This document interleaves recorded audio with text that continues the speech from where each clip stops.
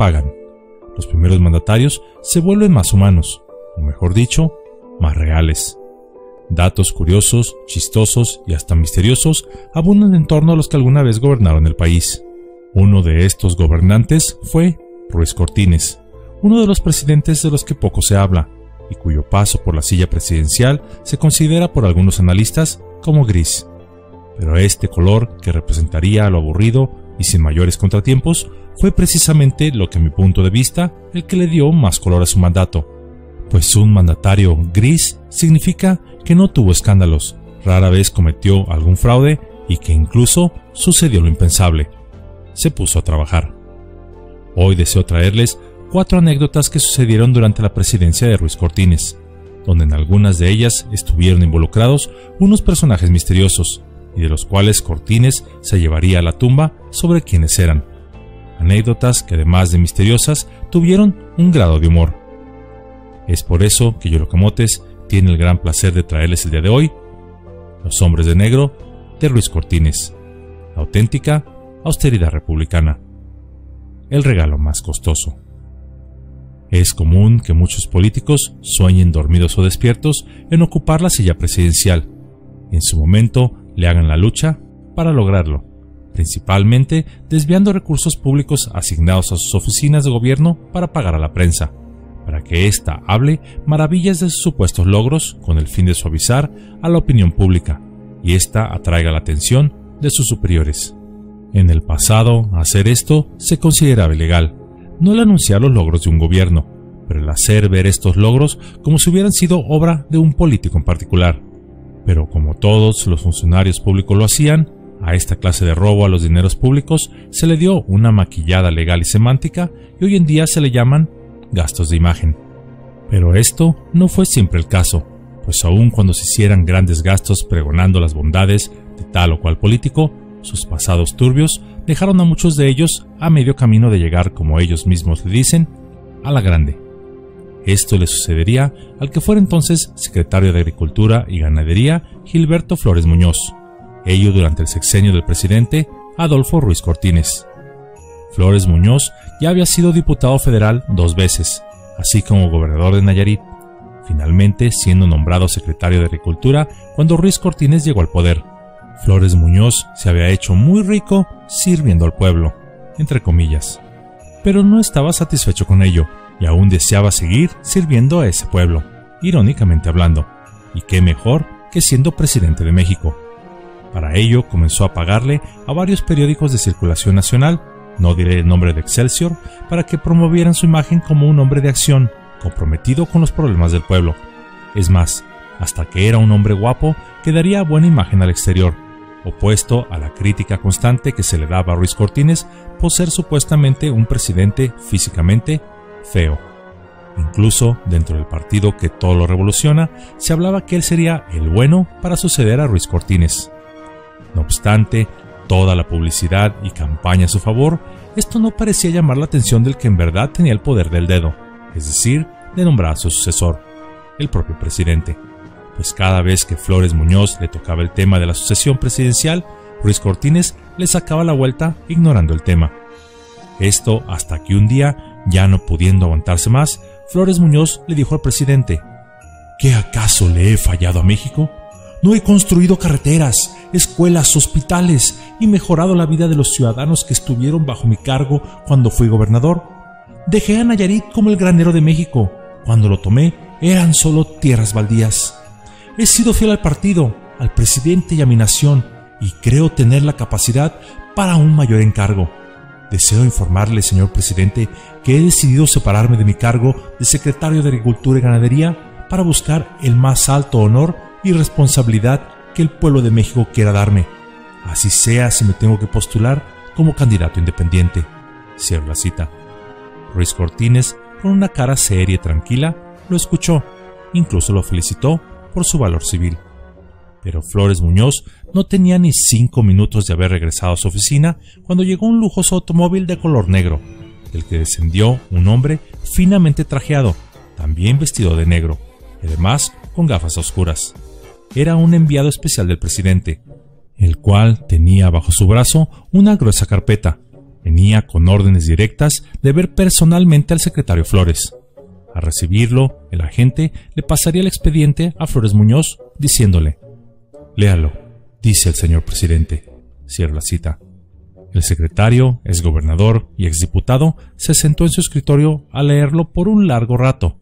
Este expediente era bastante grueso, de casi 1000 páginas. Contenía una investigación exhaustiva sobre todos los crímenes, asesinatos, desvíos de fondos y traiciones que había cometido Flores Muñoz sirviendo al pueblo, entre comillas, durante su vida.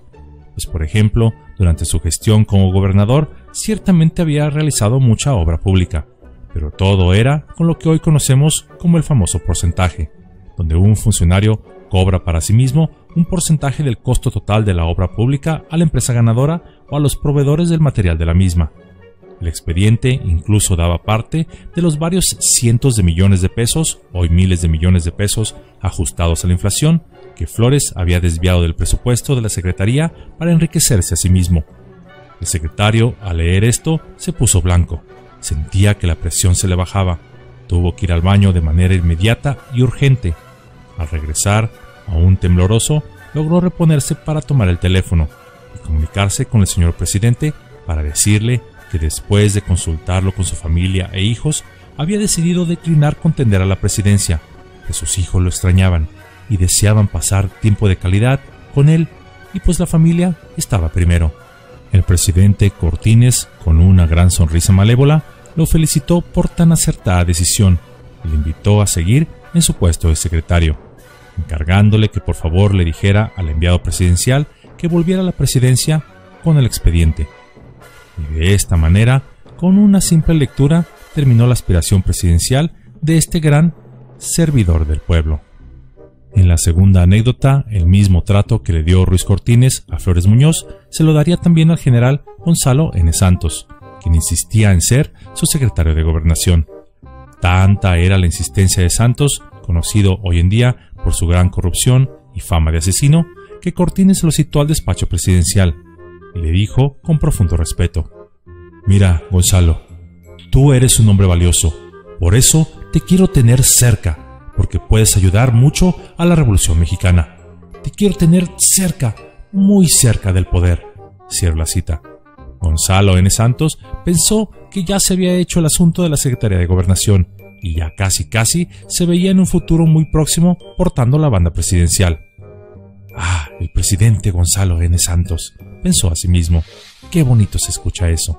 Entonces Santos enseguida le preguntó al presidente: «¿Y cuándo tomo las oficinas de Bucareli?», donde estaba la Secretaría de Gobernación, a lo que el presidente le respondió: No, te quiero más cerca, te quiero como embajador de México en Guatemala».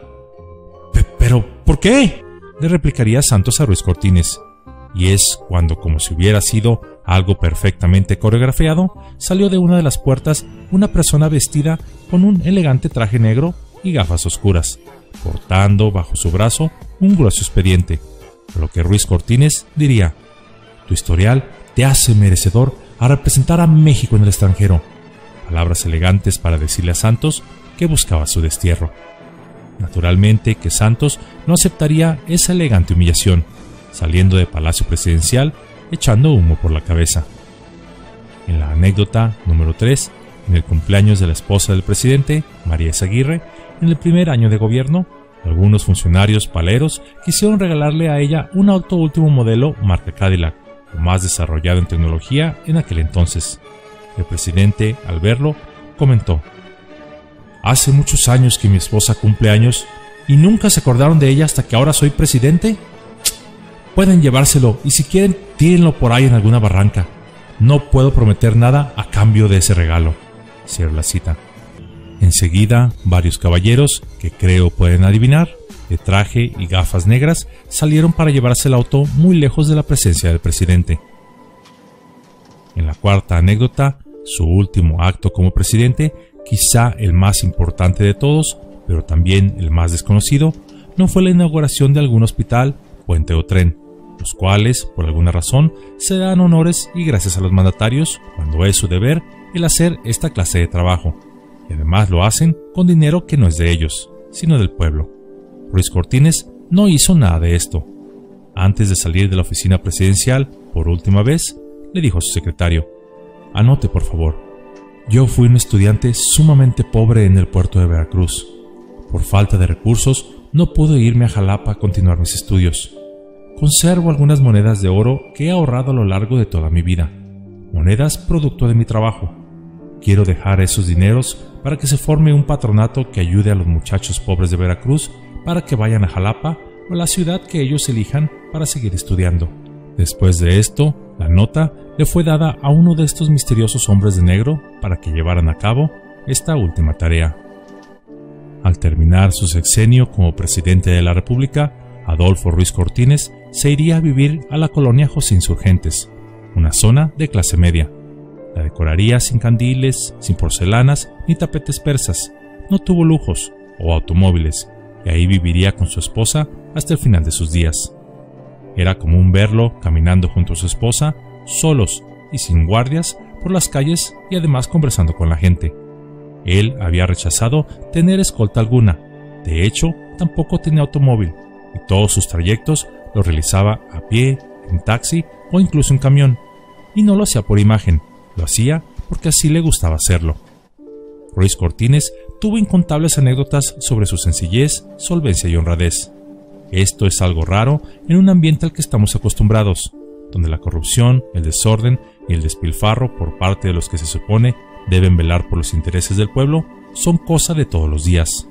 Por ejemplo, mientras que en la actualidad a muchos de nuestros amados servidores públicos, irónicamente hablando, les encanta ir al extranjero, pagados con dinero del pueblo, disquen viajes para engrandecer a sus representados, ya sea en Madrid, en Los Ángeles, París, etc., y yo no sé ustedes, pero como que será el sereno, pero no me siento que estos viajes hayan sido de mucha utilidad. Ruiz Cortines sería diferente. No le gustaba salir del país, pero cuando lo hacía, representó a México de manera digna. No le gustaban los gastos innecesarios ni suntuosos. Él iba a lo que iba. Por ejemplo, cuando se vio obligado a reunirse con el presidente Eisenhower para inaugurar la presa Falcon, a su regreso le preguntaron: ¿cómo le fue con el héroe de la Segunda Guerra Mundial? Don Adolfo, muy seriamente y sereno, respondió: al presidente de los Estados Unidos hay que hablarle de pie, nunca de rodillas, porque luego no alcanza a escuchar. En otra ocasión, en que viajó a Panamá para una reunión de líderes de América Latina, Cortines salió de su hotel que lo hospedaba para ir a los mercados locales. Le interesaba comprar chiles, verduras y jitomates, ya que de esta manera conocería personalmente el precio de los productos, y se daba también una idea de cómo estaba la economía familiar, pues él decía que confiaba más en sus propios ojos que en funcionarios barberos que le dijeran otros datos. Ruiz Cortines, a pesar de que se dice que fue una presidencia gris, proyectó una imagen sin manchas ni escándalos, pero no lo hizo para dar una falsa proyección de honestidad. En realidad lo fue. Durante la presidencia no se hizo repentinamente rico, ni él ni los que lo rodeaban. Al salir de la misma, tampoco salió con una gran fortuna misteriosa, como casi todos los presidentes y sus familiares lo han hecho, los cuales llegan sin un centavo al poder, y ellos y sus familiares de repente dicen que sus millones son gracias a sus grandes dotes de empresarios. Hay muchas anécdotas positivas de este primer mandatario. Él vivió en el México tumultuoso, el de los revolucionarios y empistolados. Envejecería de manera sabia, pero sin perder el timón del país al que sirvió con honradez. Y de esos hombres de negro, emisarios personales del presidente, que parecería que más que protegerlo, protegieron a México de que malos funcionarios llegaran al poder, ¿qué sucedió con ellos? En realidad, nunca se supo de su destino. Al terminar su gestión presidencial, el siguiente presidente no los tuvo. Algunos dicen que eran guardias del Estado Mayor Presidencial y que fueron asignados a otras dependencias, y que inicialmente habían sido seleccionados personalmente por Ruiz Cortines por su perfil de honradez, por lo que su destino sería algo que Ruiz Cortines se llevaría consigo por siempre. Se puede aprender mucho del aspecto positivo de este exmandatario, el cual, a una puerta cerrada, era el mismo discurso que daba en público, es decir, la figura pública de político y su vida personal de caballero fueron la misma, donde la honestidad siempre estuvo por delante. No por nada se dice que la honestidad es un regalo costoso, el cual solo lo pueden dar personas de alta calidad. mientras que no debemos esperarlo jamás de aquellos con poco valor.